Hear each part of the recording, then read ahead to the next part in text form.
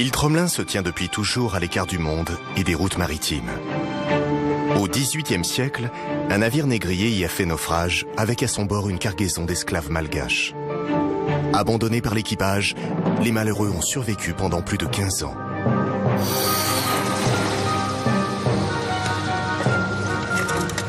Que s'est-il réellement passé? 250 ans plus tard, une équipe d'archéologues enquête sur les lieux de la tragédie et révèle au monde une étonnante et bouleversante histoire.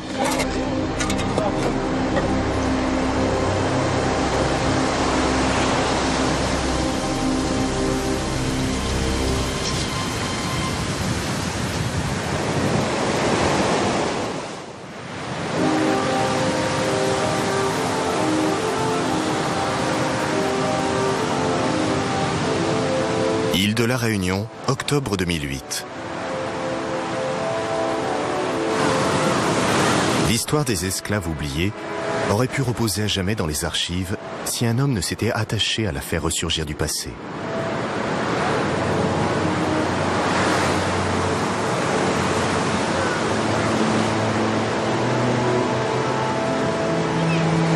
Après une longue enquête, Max Guéroult est sur le point d'accomplir le dernier acte de la mission qu'il s'est assignée. Il va clore l'affaire qui l'obsède et le fascine depuis plus de 4 ans maintenant. Dans quelques heures, la mission archéologique qu'il dirige va quitter Saint-Pierre de la Réunion pour rejoindre la minuscule île Tromelin, perdue au cœur de l'océan Indien.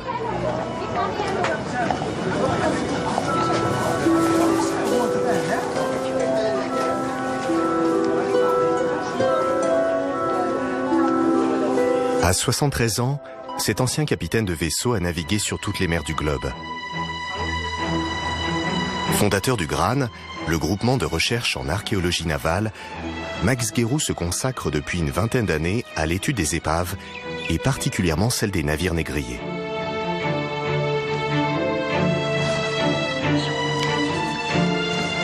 Son expérience acquise sur de nombreux chantiers de fouilles en fait un expert de renommée mondiale en matière de naufrage et d'archéologie sous-marine. En 2003, il reçoit un bien curieux message. Pendant qu'on était en train de faire une mission au Chili, en Valparaiso, j'ai reçu un mail d'un météo qui était sur l'île de Tromelin qui appelait au secours en me disant voilà, il y a une épave avec une histoire intéressante. Je m'adresse à tout le monde et personne ne veut s'y intéresser. Est-ce que ça vous intéresse? Donc je lui réponds oui, bien sûr, ça m'intéresse.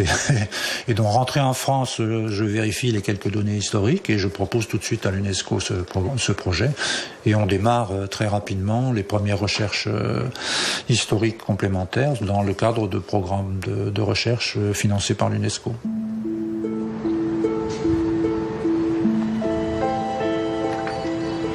Pour se passionner d'histoire navale, cette fois encore l'enquête a commencé dans les archives de la marine.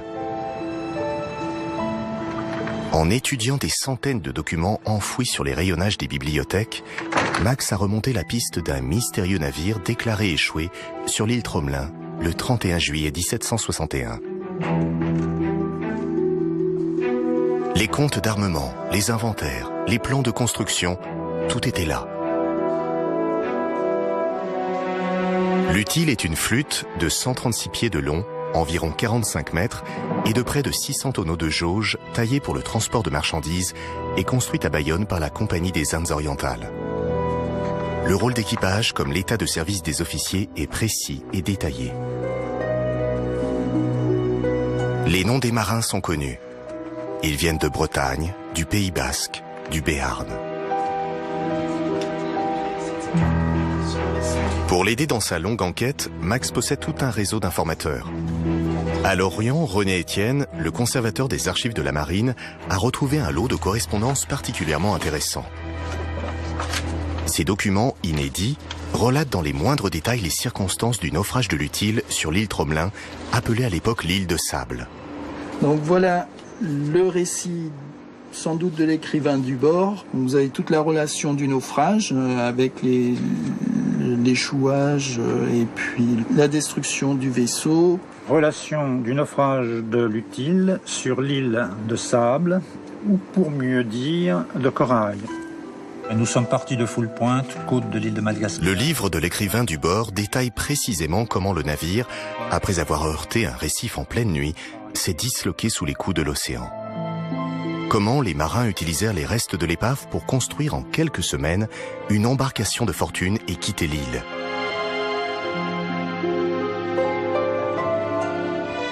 Enfin, un autre document qui révèle qu'au moment du naufrage, l'Utile transportait des esclaves noirs que l'équipage a été contraint d'abandonner à leur triste sort.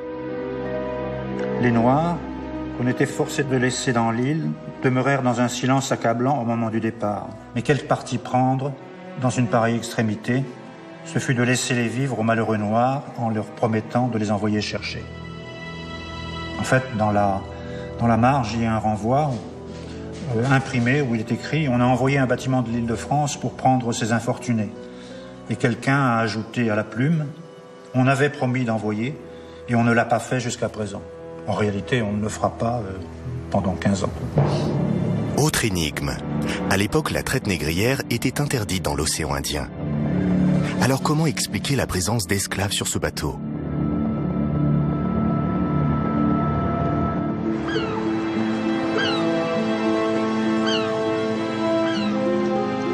À l'entrée de la rade de l'Orient, la citadelle de Port-Louis abrite le musée de la Compagnie des Indes orientales, l'armateur de l'Utile.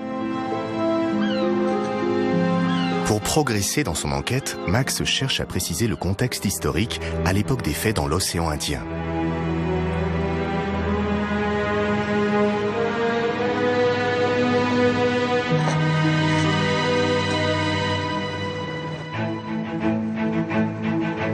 Fondée par Colbert en 1664, sous le règne de Louis XIV, pour affirmer la présence du royaume sur toutes les mers du globe, la puissante compagnie construisait et armait ses propres navires dans le port de l'Orient.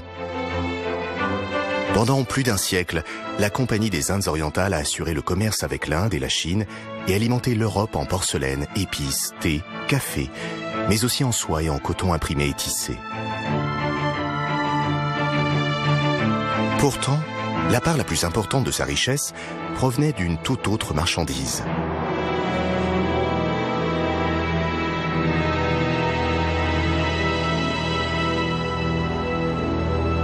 Le roi établit, à partir de 1720, au profit exclusif de la compagnie, le monopole de la traite de l'esclave sur les côtes d'Afrique. Ce qui signifie qu'il n'y a qu'elle, normalement, qui peut aller faire la traite de l'esclave.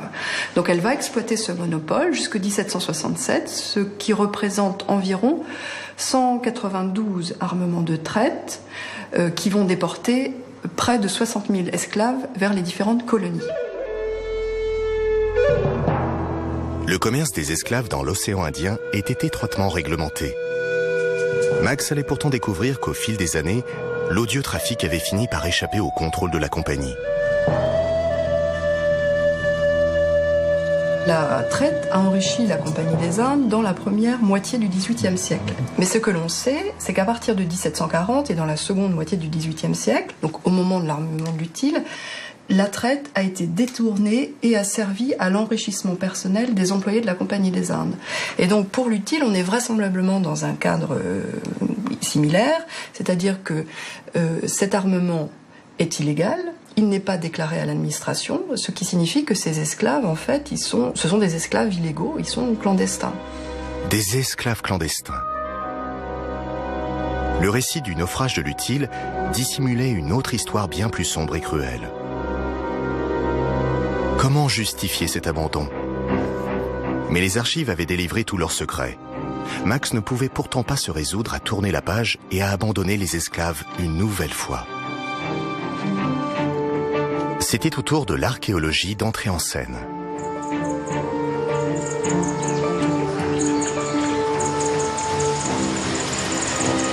Sur l'île de la Réunion, Max achève la préparation de l'importante mission de fouilles qui va le conduire sur les traces des naufragés de Tromelin. Après des mois de démarches, il a réussi à collecter suffisamment de fonds pour financer son expédition. D'abord, qu'est-ce qui reste à passer avec nous? L'INRAP, l'Institut national de recherche archéologique préventive, et l'UNESCO se sont associés au projet. Alors, le souci qu'on avait, ça je t'avais indiqué, c'est le matériel de stockage avec les bacs plastiques et les sacs. Voilà, c'est ça. Ici, ça a été un peu compliqué à trouver. Les détecteurs de métaux, ça c'est bon, on a trouvé. L'appareil numérique, ok. Et puis au niveau des matériels de fouilles terrestres, Jean-François Réberotte et Laurent Ouareau ont pris en charge la difficile logistique de la mission. Qui permettra après de gérer sur place la répartition en fonction de ce qu'on aura utilisé, et éventuellement de récupérer les cantines comme espace de stockage pour les trouver. Les TAF, l'administration des terres australes et antarctiques françaises, ont donné leur accord pour que l'équipe y mène une campagne de fouilles audacieuse.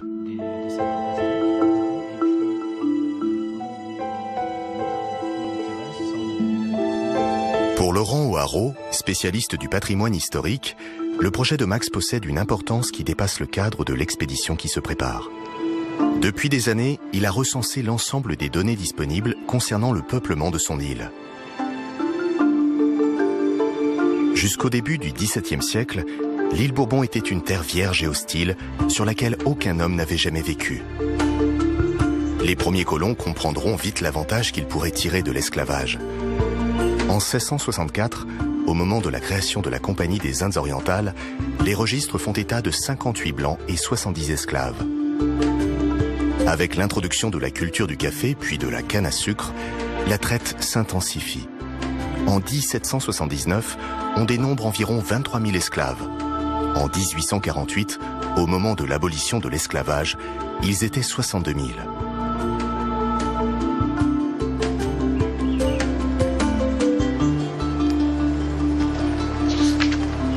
Cette île de Tromelin, en fait, elle est importante pour la Réunion. Pourquoi? Pour la première fois, je dirais, on peut palper l'esclavage de façon concrète. C'est-à-dire qu'à la Réunion, actuellement, le problème, c'est que si vous voulez visiter un musée de l'esclavage, eh ben, vous n'en avez pas. D'accord, malgré le fait qu'une large partie de la population descend d'esclaves, vous n'avez pas de musée d'esclavage. Vous n'avez pas non plus d'éléments matériels, c'est-à-dire pas de chaîne d'esclaves. On pourrait s'étonner que 62 000 esclaves qui sont libérés en 1848 ne laissent plus de traces. Et effectivement, aujourd'hui, la problématique, c'est ça, c'est que on a perdu la trace des cimetières d'esclaves, on a perdu la trace des objets du quotidien de l'esclave, on a perdu la trace des camps. Donc on n'a plus de traces palpables des esclaves ou de l'esclavage à La Réunion.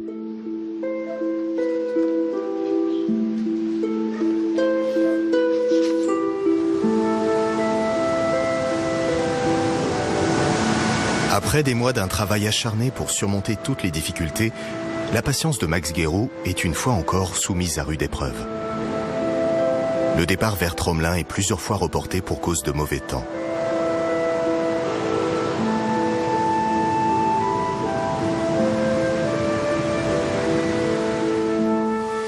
Enfin, le 30 octobre 2008, le préfet des TAF donne le feu vert. L'avion est confirmé à 9h, donc on devrait arriver vers 1h30 sur l'île.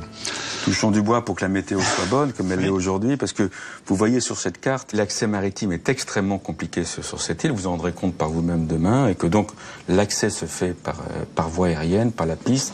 Vous partez pour un mois. Oui, on part un mois, oui. On espère mettre au jour les habitats ou des traces du séjour des esclaves sur l'île.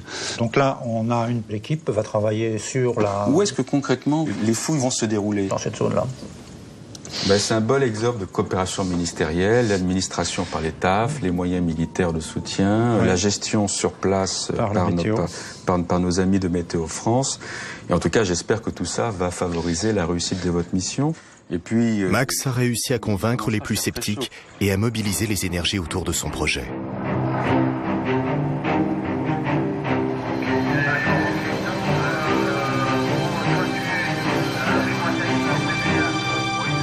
Aujourd'hui, ils sont 10 à avoir pris place à bord du Transal de l'armée française qui assure la liaison entre Saint-Denis de la Réunion et l'île Tromelin.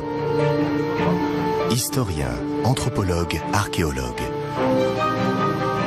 Sylvain Savoya, un dessinateur, les accompagne.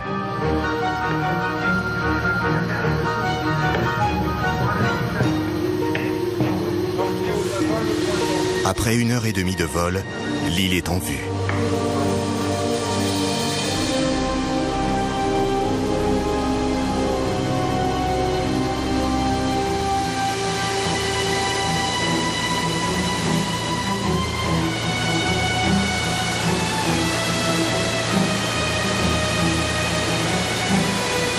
Tromelin n'a vraiment rien d'un paradis pour touristes.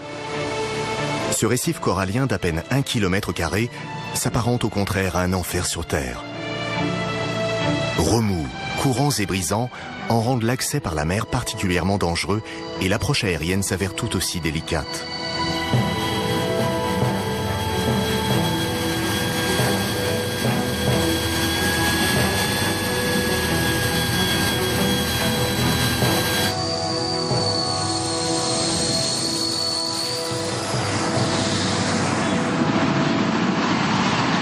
La piste d'atterrissage constitue le seul lien de l'île avec le monde. Vivres, équipements, matériel technique arrivent ici au rythme des rotations mensuelles qui assurent l'approvisionnement de la station météorologique.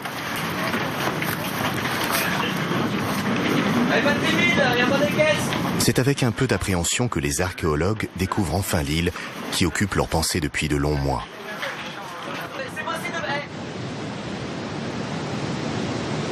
La construction des bâtiments remonte aux années 50. En 1953, la Marine nationale organise une expédition de reconnaissance sur l'île. Son but, faire de Tromelin un poste avancé dans le réseau de protection contre les cyclones dans l'océan Indien. Un an plus tard, 14 hommes s'installent avec 32 tonnes de matériel. Ils entament la construction d'un bâtiment et d'une piste d'atterrissage. Le 4 juillet 1954, le premier avion, un Junker 52 de l'armée de l'air, se pose. L'île Tromelin est désormais reliée au reste du monde. Pour les météos qui s'y succèdent, séjourner ici signifie accepter de longues semaines d'isolement et de solitude. L'éolienne est la seule source d'énergie de cet îlot de 1700 mètres de long sur 600 de large. Ici, les cyclones passent plus souvent que sur n'importe quelle autre terre de l'océan Indien et les chances de retrouver des traces du long séjour des esclaves semblent bien minces.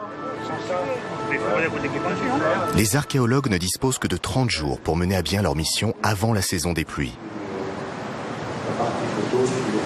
On a très peu d'expérience de l'archéologie de la détresse, c'est-à-dire comment des gens qui sont jetés en un endroit contre leur gré vont survivre d'abord physiquement, mais aussi socialement, psychologiquement. Alors ça, c'est l'aspect principal de notre recherche. Ce qui nous intéresse, c'est ça, c'est de savoir comment les gens qui se retrouvent complètement isolés, et en ce qui concerne nos esclaves malgaches, probablement dans un monde qui leur est totalement étranger, puisque je pense que la majorité des esclaves en question étaient des gens des hauts plateaux qui n'avaient jamais vu la mer et qui se trouvent plongés dans un univers qui est uniquement maritime. C'est ça qui nous intéresse. Mais comment faire pour trouver des indices du passage des esclaves? Où chercher?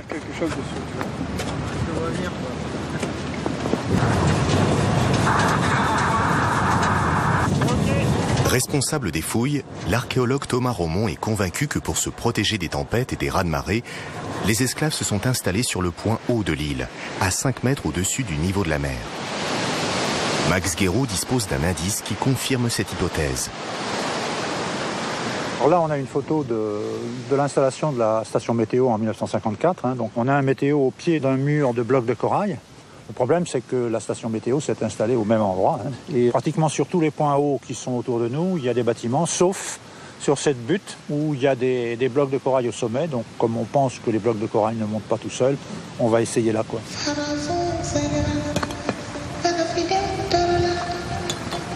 La construction de la station météo a visiblement perturbé l'ensemble du secteur. Mais une zone est restée intacte.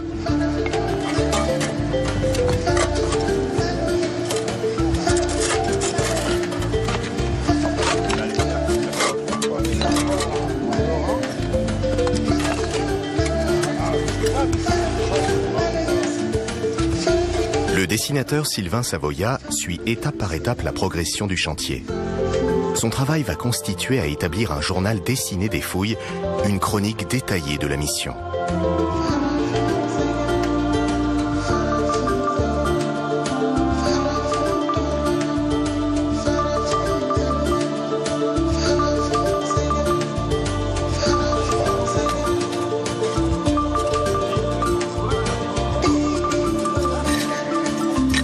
« 3 novembre 2008.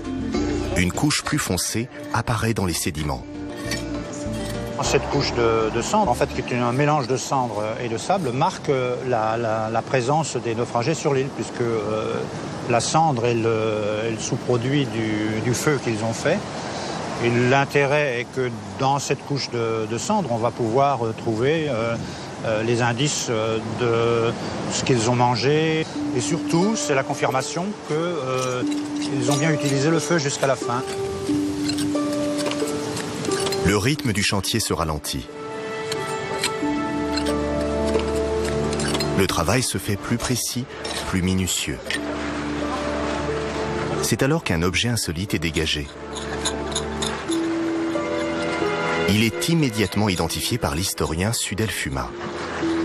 Ça ressemble étrangement à un touka, mais à vérifier dans un instant, à y avoir. Quoi, hein. Un touka malgache, ça veut dire foyer, tout simplement. Cet objet est un trépied rudimentaire où l'on disposait le feu pour faire chauffer une petite marmite. Cette première découverte est un succès pour Max Guéroult. Son équipe vient de mettre au jour les premières traces des esclaves sur l'île Tromelin.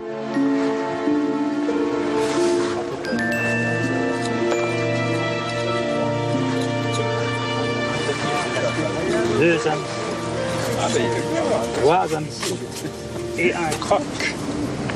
Les fouilles se poursuivent. Les archéologues dégagent maintenant des dizaines d'objets qui attisent leur curiosité. À peu près 70-65 cm de long. Hein, alors ça sert à l'assemblage des grosses pièces de charpente, genre qui contre qui. Ça c'est la même famille, mais plus petit. Pour Max Guéroult et Jean-François Rébérotte, il n'y a pas de doute. Ces objets, des clous de charpente, des pitons, des chevilles, des hameçons, sont des pièces de marine. En particulier de l'accastillage. Mais ça, c'est plus intéressant, c'est un croc, soit du gréement, mais plus probablement de l'artillerie.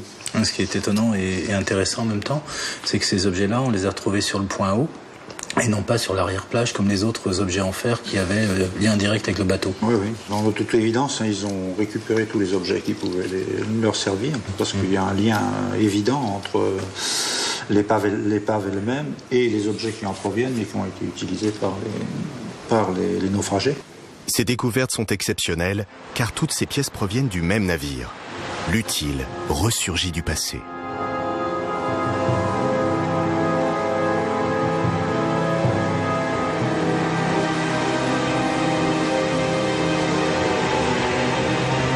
À l'aube du 26 juillet 1761, le navire quitte Madagascar avec une cargaison d'esclaves, hommes, femmes et enfants, entassés dans la cale. L'utile met le cap sur l'île Maurice, que l'on appelait alors l'île de France. La mer est calme et l'horizon dégagé. Le navire va pourtant mystérieusement faire naufrage 4 jours plus tard. Ce qui se passe, c'est que le bateau fait une route à l'est qui l'amène à passer à proximité de Tromelin. Et on en a la certitude, il y avait 2 cartes à bord qui donnaient des positions divergentes. Et comme il se rencontre souvent sur les bateaux, il y a toujours une petite rivalité entre le capitaine du bateau et son pilote. Le pilote tient pour une carte et le capitaine pour l'autre. Et bien sûr, il choisit une position qui est sur une des cartes, qui malheureusement pour lui n'est pas la bonne. On comprend bien qu'approchant d'une île dont on sait qu'elle est très peu visible, puisqu'elle est très basse sur l'eau et qu'il faut être très près pour la voir, et en particulier la nuit c'est très dangereux, donc il aurait dû, à la tombée du jour, attendre, tirer les bords ou se mettre en panne en attendant que le jour se lève pour continuer. Pressé de livrer sa cargaison, le capitaine décide de maintenir le cap contre l'avis du pilote. L'utile continue sa route sans se douter qu'il court à sa perte. Vers 1h du matin, c'est le choc.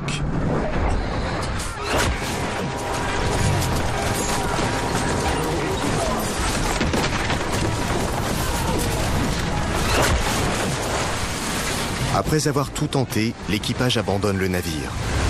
Les esclaves sont condamnés à une mort certaine. Ils ne devront leur salut qu'aux déferlantes qui finiront par disloquer la coque.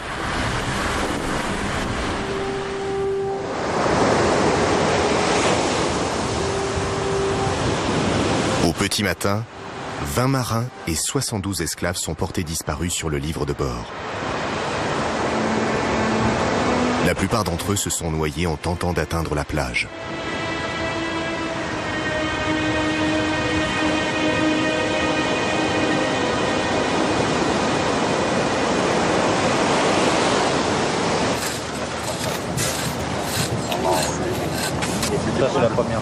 Retour au chantier.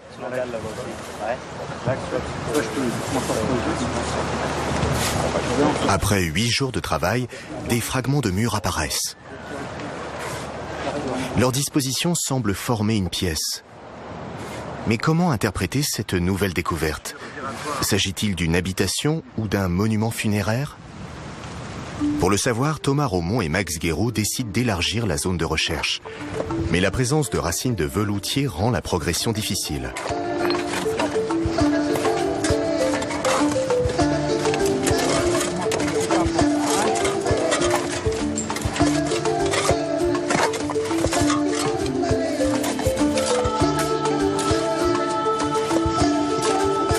Le 10 novembre, 2 nouvelles pièces sont dégagées. Alors ce qui est émouvant, c'est ce qui nous a fait dire qu'on était en présence d'un petit Pompéi de l'océan Indien. C'est-à-dire que après le départ des esclaves, le site a été recouvert par le sable. Donc lorsqu'on enlève cette couche qui a scellé le site, on se trouve en présence du site tel qu'il était au moment du départ des naufragés. Les murs font 1,60 m de hauteur et leur épaisseur atteint parfois 3 mètres. Certains détails attisent la curiosité des archéologues.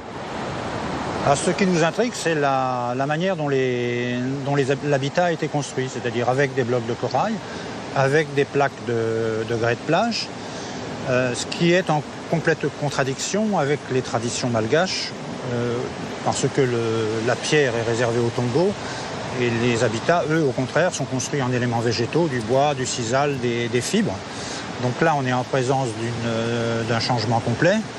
Ça se comprend puisqu'il n'y a pas d'arbres sur l'île, donc ils sont contraints de construire des habitats en pierre, mais on comprend bien aussi que psychologiquement, ça doit être très difficile d'aller contre la tradition et d'accepter de vivre dans quelque chose qui est perçu comme un tombeau.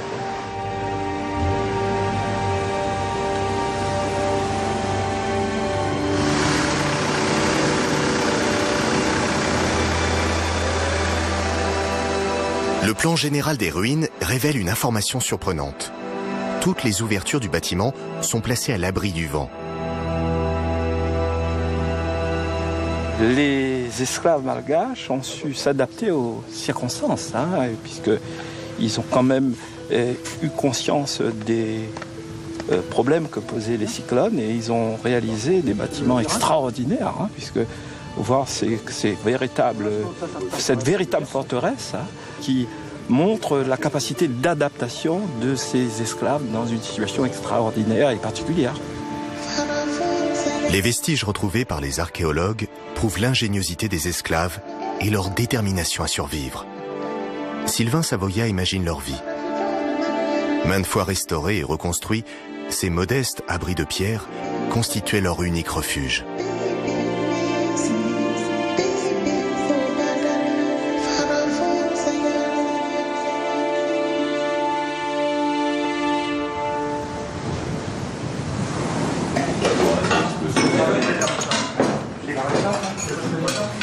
Chaque soir, à l'heure du repas, des milliers de Bernard l'Ermite, attirés par la promesse de nourriture abondante, se rassemblent autour de la station. Les hommes se sont rapidement habitués à ces étranges visiteurs.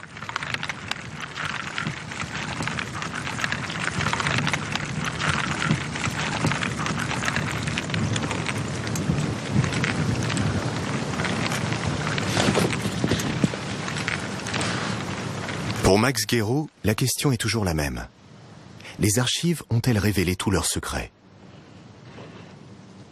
L'archéologue dispose de 2 cartes sur lesquelles, une fois rentrés en France, les marins rescapés ont dessiné la géographie de leur infortune.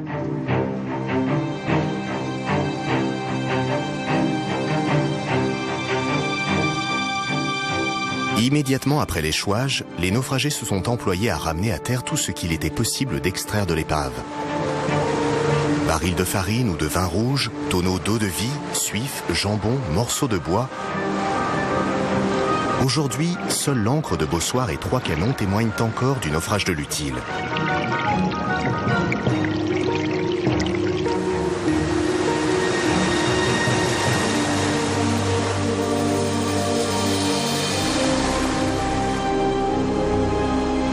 Les rescapés installèrent ensuite 2 camps. Le premier, réservé à l'équipage, l'autre destiné aux esclaves qu'il fallait surveiller et tenir à distance. Les vivres récupérés sur l'Utile suffirent à tenir quelques semaines, mais l'eau a rapidement manqué.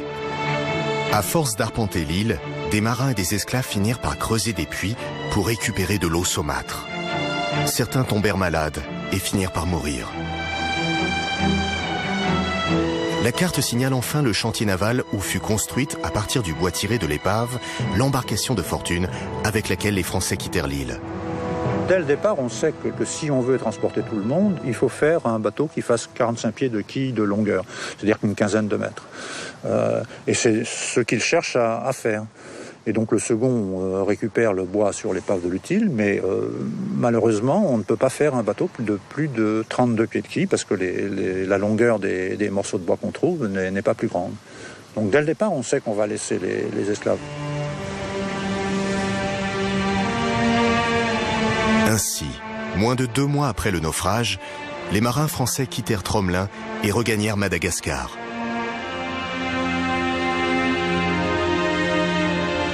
Ils laissaient sur place 60 esclaves malgaches à qui ils avaient promis de venir les chercher. Cette promesse ne sera jamais tenue.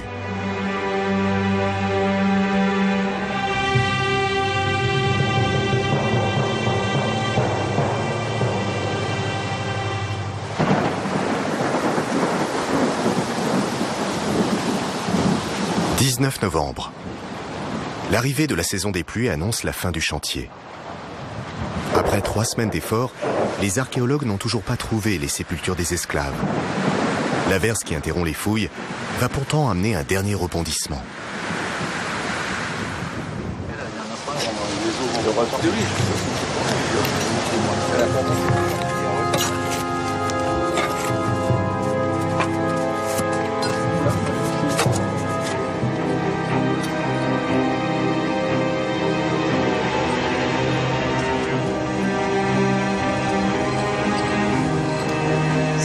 La pluie a décapé la surface du chantier et fait apparaître dans une couche de sédiments des os longs que l'anthropologue de l'équipe, Thomas Raumont, n'a pas de mal à reconnaître.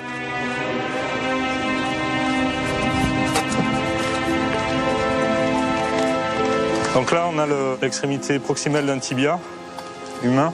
C'est un jeune adulte qui a entre 18 et 22 ans. Donc là, on a le gauche qui a été trouvé par Max là-bas, et là le droit. Et c'est le même individu. Vertèbres, côtes, mandibules, fragments de crâne. Ces restes humains semblent indiquer la présence de sépultures. Comment le crâne, la face par ici Mais le lieu de leur découverte laisse les archéologues perplexes. Apparemment, on vient de trouver des ossements d'un deuxième corps. Là, on aperçoit le crâne et un certain nombre d'os longs. Donc c'est le deuxième que l'on trouve. On ne comprend pas très bien pourquoi il y aurait des corps là, si près des habitats. Mais c'est peut-être possible, parce que on sait que les Malgaches ont des pratiques funéraires qui font qu'on peut déplacer les corps, qu'on peut les enterrer à un endroit pour les laisser se dessécher, puis après les mettre dans un autre endroit. Donc pour l'instant, là, il y a un grand point d'interrogation. L'éparpillement des os indique cependant que les squelettes ont été déplacés sans ménagement, probablement lors de la construction du bâtiment météo. Si c'est le cas, alors les tombes des esclaves ne sont sans doute pas loin.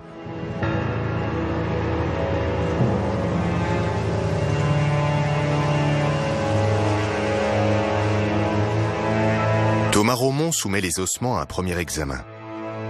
Il confirme qu'il s'agit d'un homme et d'une femme, des individus jeunes, probablement âgés d'une vingtaine d'années. Leur jeune âge indique que c'est au cours des premières années de leur exil forcé qu'ils ont dû mourir. Mais l'étude des restes humains ne permet pas pour l'instant d'établir avec précision les causes des décès. Seule certitude, les esclaves ne sont pas morts de faim.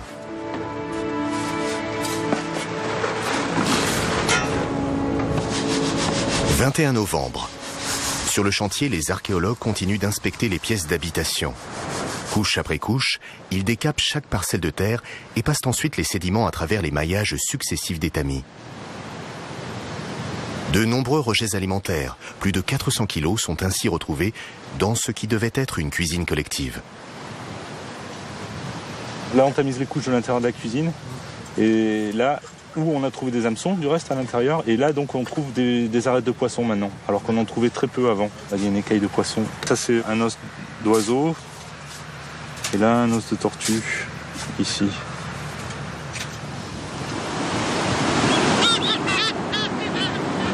Des études ultérieures révéleront que le menu des esclaves était essentiellement composé de sternes noires. Une espèce disparue de l'île, où aujourd'hui seules quelques colonies de frégates et de fous viennent y nicher encore régulièrement. Tout comme ces tortues marines venues pondre sur les plages au terme de leur long voyage. Au fil des saisons, Tromelin offre des ressources sans cesse renouvelées. Très rapidement, on s'est bien rendu compte que ce n'étaient pas les problèmes de matériel de survie qui étaient les principaux. C'était probablement les problèmes psychologiques et d'organisation sociale qui étaient déterminants, quoi. Comment survivre dans l'isolement quand on a perdu tous ses repères? Les esclaves sont-ils morts de maladie? Ont-ils été victimes de cyclones? Quelques-uns ont certainement essayé de fuir sur des radeaux de fortune. Tout tenter, plutôt que de mourir d'ennui. «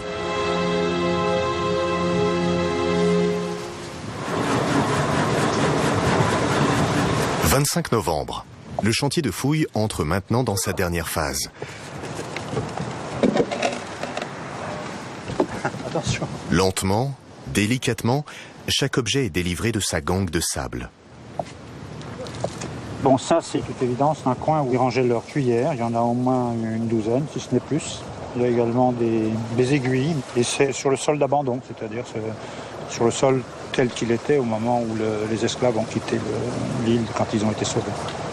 Vraiment des objets qui parlent parce que fabriqués par eux, rangés, donc intéressants dans l'absolu comme objet de fouille, mais surtout comme témoignage d'une organisation, ça c'est sûr.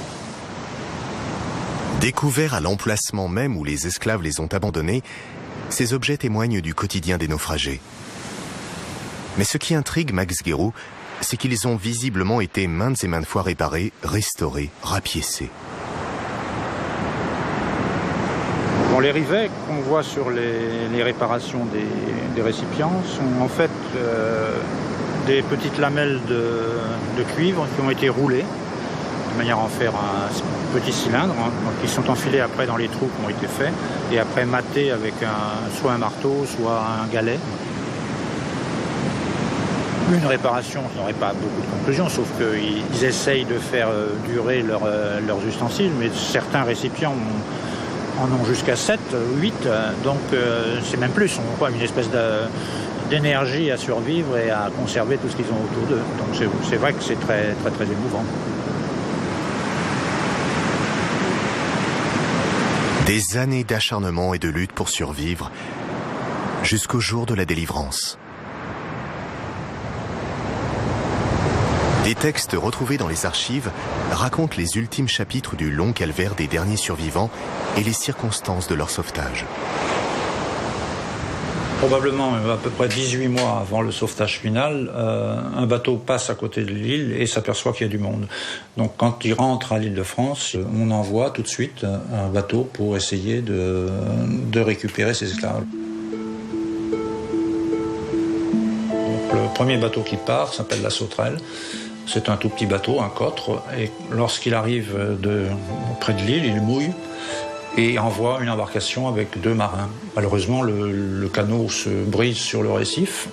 L'un des marins réussit à regagner son bateau à la nage, juste au moment où le corail ayant coupé le câble de l'ancre, il part à la dérive, et l'autre, qui probablement nage moins bien, se retrouve sur l'île avec les naufragés malgaches. Et le bateau doit partir parce que le corail coupe son câble d'encre et donc il part à la dérive. Lorsque la Sauterelle revient, on décide d'envoyer à plusieurs occasions, à 2 occasions successives, des bateaux. Et à chaque fois, les conditions de mer sont telles qu'ils ne parviennent pas à prendre contact avec la terre. C'est à ce moment-là donc que le matelot qui est resté sur l'île, désespérant d'être sauvé, entreprend de construire un radeau avec les débris utiles et convainc 3 hommes et 3 femmes de partir avec lui. Combien de milles nautiques les fuyards ont-ils parcouru sur leur radeau de fortune avant de sombrer dans les eaux de l'océan Indien? Les autres, restés sur l'île, durent encore patienter plusieurs mois. Le 29 novembre 1776, en fin de journée, une voile monte lentement à l'horizon. Épuisés par les privations et les souffrances, les derniers survivants trouvent encore la force d'agiter les bras.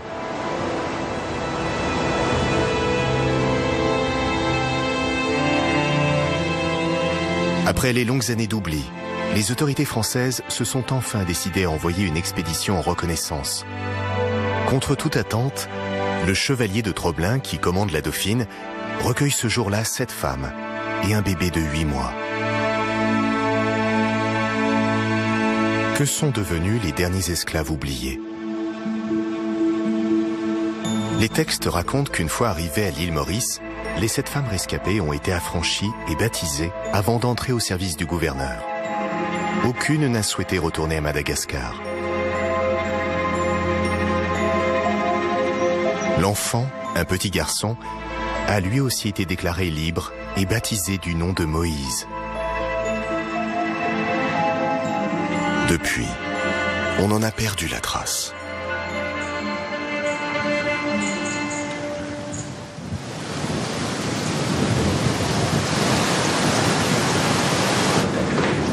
« 30 novembre 2008.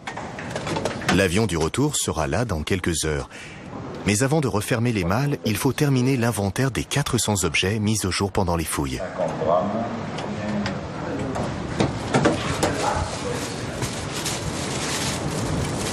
Au moment du départ, chaque membre de l'équipe a le sentiment d'avoir vécu une aventure singulière.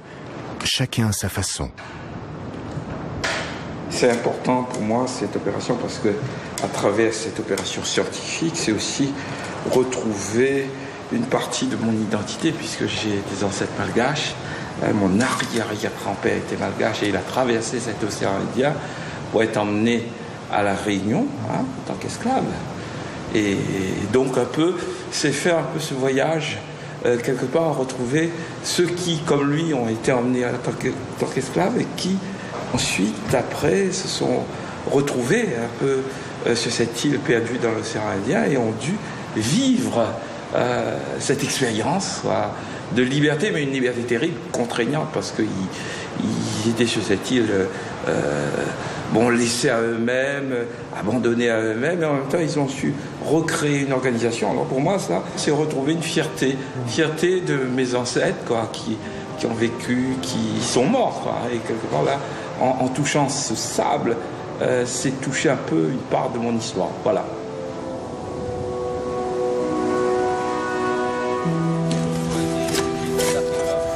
Juste avant de partir, les archéologues doivent rendre le site à l'île pour le protéger des outrages des éléments et du temps. Les vestiges découverts sur Tromelin constitueront désormais un lieu de mémoire et de recherche.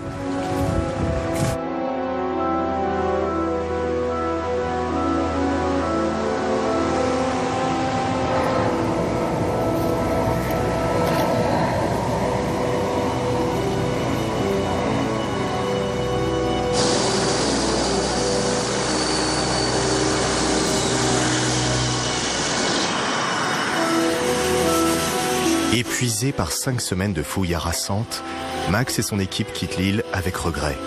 Leurs découvertes ont permis d'établir de manière irréfutable la véracité d'une histoire que beaucoup qualifiaient de légendaire. Mais le récit reste inachevé. Il faudra revenir.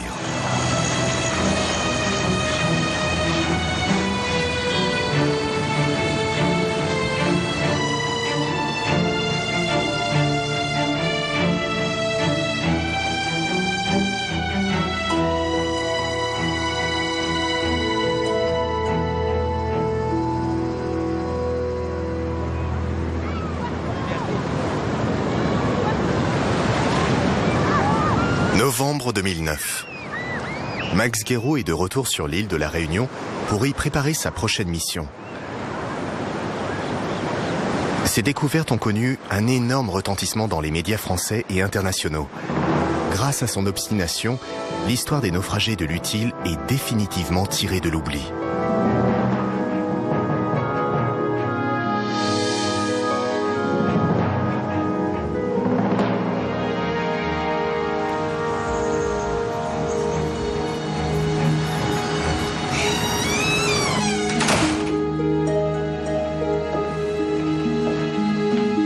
Dans les réserves de la préfecture des Taffes, à Saint-Pierre, Max retrouve Jacques Rébière, spécialiste de la restauration des vestiges archéologiques en métal. Une importante exposition est en préparation. Hop. C'est quel numéro celui-là? Alors celui-là c'est le 248. Attends, on va regarder sur l'inventaire. Donc, c'était trouvé dans le secteur S3, c'est-à-dire qu'il était dans le même secteur que de la cuisine, mais devant, dans le sable, probablement associé à un autre objet, dont je ne me souviens pas exactement. Dans quel état tu trouves? Bon, c'est un objet qui est sain, stable, il n'y a pas de problème. En revanche, il y a cette ligne-là, cette délimitation de sable qui est très nette sur l'une des parois. Et bon, je pense que ça mérite qu'on s'interroge dessus.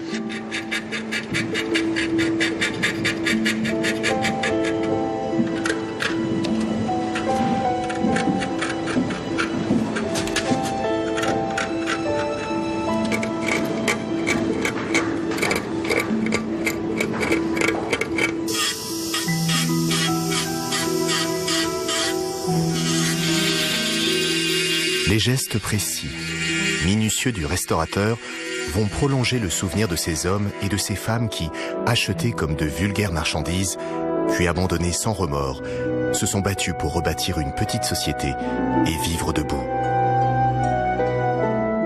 250 ans après les faits, ces objets offrent le plus vibrant des démentis à ceux qui avaient dénié toute humanité aux oubliés de Tromelin.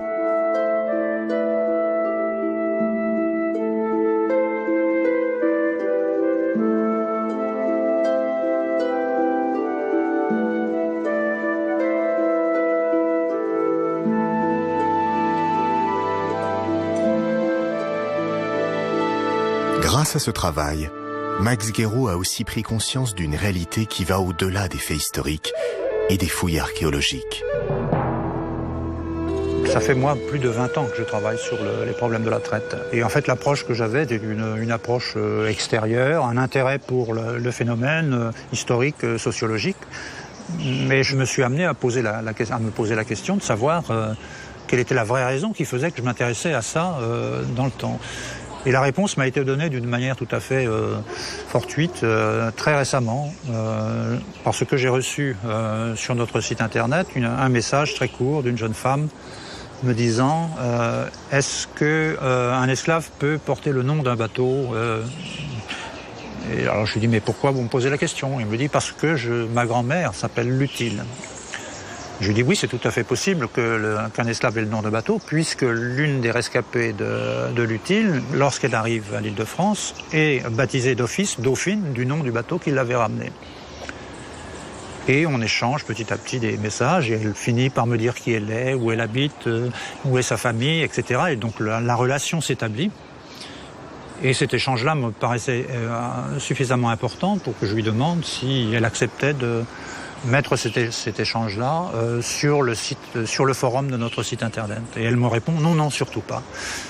Et à ce moment-là, j'ai compris en fait que pourquoi on travaillait finalement, c'est que tant que des gens ne voudraient pas accepter publiquement ou de le dire publiquement qu'ils étaient descendants d'esclaves, ça poserait problème. Donc il faut absolument qu'on continue à aller de l'avant, à parler de l'esclavage, parler de la traite et donner finalement la parole à ces gens-là. Leur donner la parole pour que les descendants d'esclaves ne soient plus prisonniers de leur lourd héritage. Mais sans véritable prise de conscience, comment faire pour que ce passé ne soit plus une douleur? Françoise Vergès, la présidente du comité pour la mémoire de l'esclavage, estime aujourd'hui qu'il est urgent de faire entrer l'histoire de la traite négrière dans la mémoire nationale, pour que rien ne soit oublié. Une histoire, c'est un fil, et c'est beaucoup plus facile pour chacun d'entre nous d'entrer dans un grand événement par une histoire. Ensuite, c'est vrai, tout ce qui a été trouvé à travers les fouilles archéologiques, c'est-à-dire ces gens ont créé des choses. Ces personnes sont des êtres humains comme nous. Ils ne sont pas en dehors de l'humanité, comme justement l'esclavage a voulu faire croire. Alors je pense, oui, qu'il y a un avenir. Il y a un avenir aussi pour peut-être nous faire penser aux nouvelles formes de servitude aujourd'hui. Et de voir que tout cela n'est pas terminé, même si l'esclavage aujourd'hui est un crime dans le droit, il reste quand même une pratique. Et comment tous, nous sommes citoyennement, puisque nous sommes des citoyens, responsables aussi pour que toutes ces formes de servitude soient abolies. Aujourd'hui, la traite négrière et le destin des esclaves déportés par millions sortent peu à peu de l'oubli où ils étaient relégués. Mais la lutte contre l'asservissement, l'avilissement et l'injustice reste d'actualité. L'intolérance et l'indifférence trouvent leurs racines dans l'ignorance. Les esclaves oubliés de Tromelin n'ont pas fini de nous conter leur singulière histoire.